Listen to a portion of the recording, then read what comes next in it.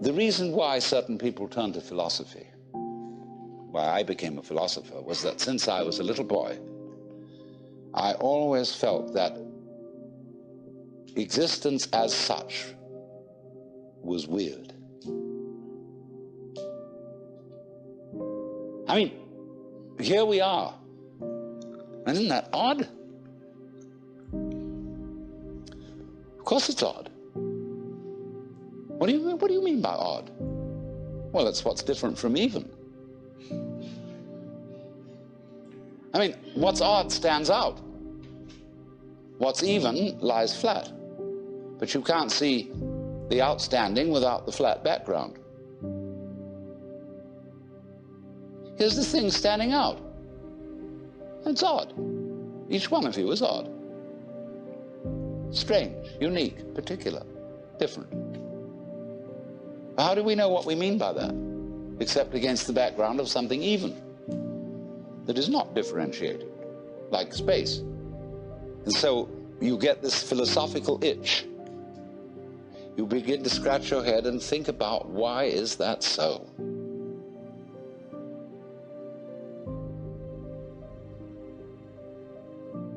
Well, after a while, you realize that's a meaningless question. And you ask, how is it so?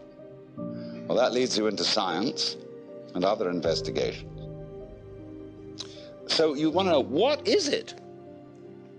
I mean, this happening, this thing called existence. What is it? You ask that question long enough, and it suddenly hits you that if you could answer it, you wouldn't know what terms to put the answer in. I mean, when we investigate the properties of nature, and we do get some answers, all the answers are in terms of particular structures, forms, patterns. And these can be measured, and their behavior can be predicted. But when I want to ask the question, what are the forms made of? I mean, what is it really? We can't think of any way in which we could answer the question, because we would have to have a class of all classes. When you ask the question, what? It's like saying, is you is or is you ain't? Is you animal? Is you vegetable? Is you mineral? Are you a Republican or a Democrat? Are you male or female? Are you a Christian or a Jew or a Hindu or what have you? We classify always to give an answer to the question, what is it? And when you classify, you distinguish an inside group from an outside group. Right. So what we want to know is, what is the group of all groups? Well, we can't imagine what the outside would be. So we can't answer the question. What is it? So the physicists finally abandoned the quest for stuff. And they gave us a description of the universe entirely in terms of form. The pattern, not the stuff. When people ask, what's the web? Yeah, but you can't do that. What's the pattern made of? Surely mustn't there be an answer to that? See, what happens is, when you turn up the microscope, all stuff turns into form. It becomes articulate. You know, the carpet looks like some sort of stuff. But when you look at it under a microscope, you will see the crystalline structure of the nylon or whatever it's made of. See? They want to know, what are those crystals made of? All right? Turn up the volume, and you will find molecules. Turn up the volume.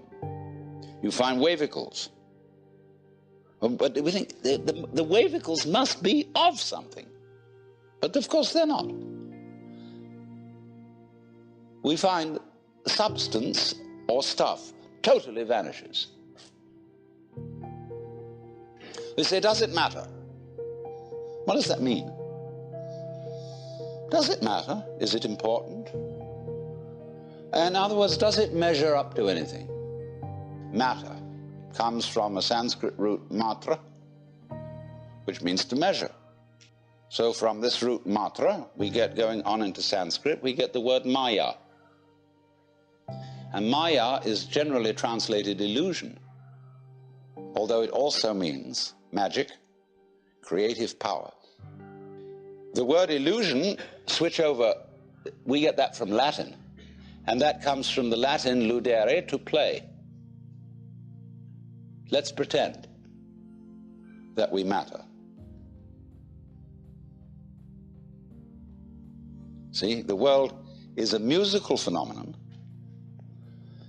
Good music never refers to anything except the music itself. You don't ask Mr. Bach, Mr. Ravi Shankar, what do you mean by this music? What is it intended to express? Listen. That's the meaning. Giraffes are giraffing, trees are treeing, stars are starring, clouds are clouding, rain is raining. And if you don't understand, look at it again. And people are peopling. Wow. We notice that all these suchnesses appear and disappear. They keep changing, they come and they go. But if you get hung up on your particular form, I'll have to alter the language a little bit, because you see, your form makes a duality, whereas you are your form. You're what you're doing. Now, you think, for some strange reason, I must make that go on as long as possible. And therefore you think you have an instinct to survive.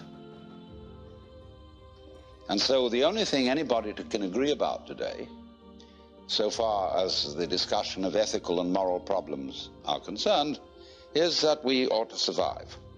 And therefore certain forms of conduct have survival value and certain forms don't. But when you say to yourself, you must go on living, you put yourself in a double bind. Because you said to a process which is essentially spontaneous that it must happen. And the basic form of the double bind, which is imposed upon all children, is you are required to do that which will be acceptable only if you do it voluntarily. So when we say to ourselves, you must go on, the reason is, you see, that we are not living in the eternal now, where reality is. We are always thinking that the satisfaction of life will be coming later. Don't kid yourself. Which is to say, only suckers put hope in the future.